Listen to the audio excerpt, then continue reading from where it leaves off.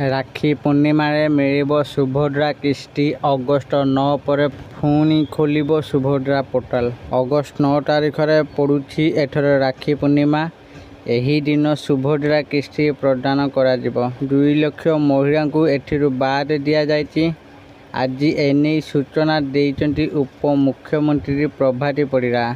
आज आम जानिबा 2 लाख महिला को केउ कारण पाई एथुरु बाद करा जायछि आउ केउ सब कारण पाई से माने एथुरु बाद हेचंती आउ एथिरे केउ मानु को टंका मिलिबो। चलंतु आज आम जानिबा एई वीडियो माध्यम रे। तेनु वीडियो को आरंभ करिबा पूर्वरु आपण समस्त को अनुरोध करूची आम चैनल को सब्सक्राइब करतंतु। चलंतु देरी न करिकि वीडियो को आरंभ करिबा एबे। अगस्ट 9 तारिख रे पड़ुछि एथर राखी पूर्णिमा। एही दिन सुभद्रा किस्ती प्रदान करा जिवो। 2 लाख महिला को एथुरु बाद दिया जायछि।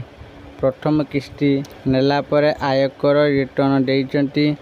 किए गाड़ी किनिचंती एवं 5 काहार एकर जमी थिबा कारणरू सेमानको बाद दिया जायछि। अगस्ट 9 तारिख पर सर्वे हेबो। आज एने सूचना देइचंती उप मुख्यमंत्री प्रभाती परिड़ा। से कहिचंती तृतीय किस्ती अगस्ट 9 पर खोलिबो सुभद्रा पोर्टाल। 21 वर्ष होइतिले युवती महिला करिपरबा आवेदन। बाद पड़िथिबा 2 लाख हिताधिकारी को जोड़िबा पई आउथरे हेबो सर्वे।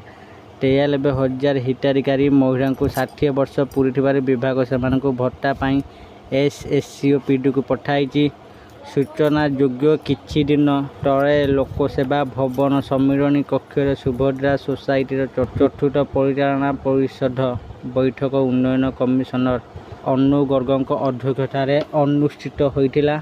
आसंता राखी पूर्णिमा हठात अगस्ट 9 रे सुभद्रा तृतीय किस्ती प्रदान प्रस्ताव को एई बैठक अनुमोदन मिलिथिला।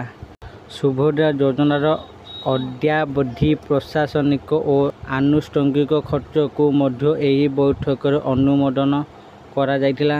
ओडिशार जिला गुरिकर सुभद्रा प्रभाव विषय उपरे नुआ दिल्ली रे Indian institute public administration IIPA द्वारा हेबाकु थिबा अध्ययनर प्रस्तुति और प्रक्रिया उपरे एही अवसर रे उपस्थापना करा जायतिला। आशा करछि आपण माने बुझी जायतिबे केउ कारण पाई 2 लाख महिला मानकु एठरो बाद करा जायछि। और आपण मानकु एई वीडियोटी भल लागि थाए दया करी एई वीडियो को लाइक शेयर और कमेंट करंतु। आ जेउ माने एठरो बाद पचंदे से माने पुणी राखी पूर्णिमा पर पुणी सुभद्रा पोर्टाल चालू हबो। तो आपण माने आउथरे पुणी अप्लाई करि परिबे।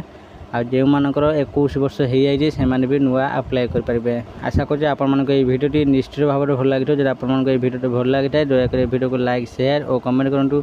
आ जो मैंने आम चैनल को सब्सक्राइब करते एवं ही आम चैनल को सब्सक्राइब करतु। आज एतिकी फोन देखा आउ एक वीडियो रे रहिली। समस्त को नमस्कार, धन्यवाद।